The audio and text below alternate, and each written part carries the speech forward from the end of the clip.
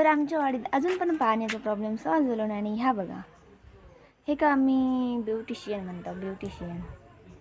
हे black beauty.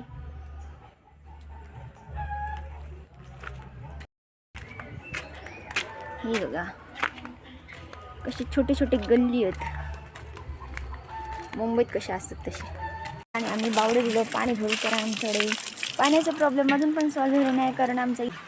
कारण आमचं इंजिन अजून पण चालू झालं नाही. आणि खालच्या बावडीत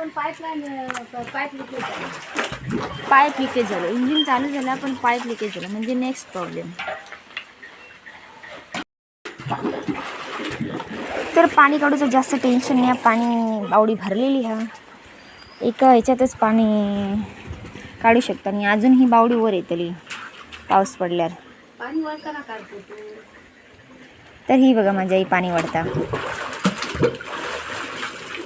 आणि ती झाली हा जादू.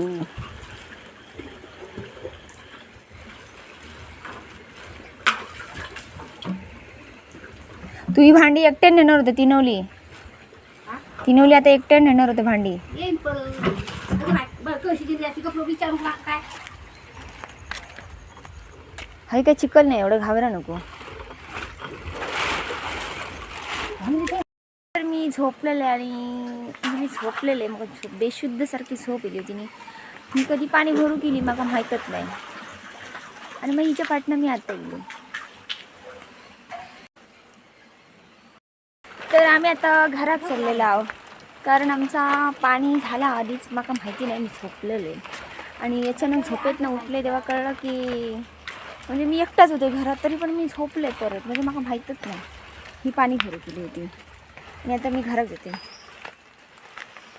आणि भांडी पण आमची घासाची जेवलेली, कारण मग येड्यागत झोप लागली होती. येड्यागत म्हणजे मग बेशुद्धसारखी झोप लागली.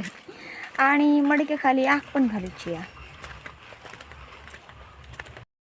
तर ह्या माझ्या मोठ्या काकांचं घर असं.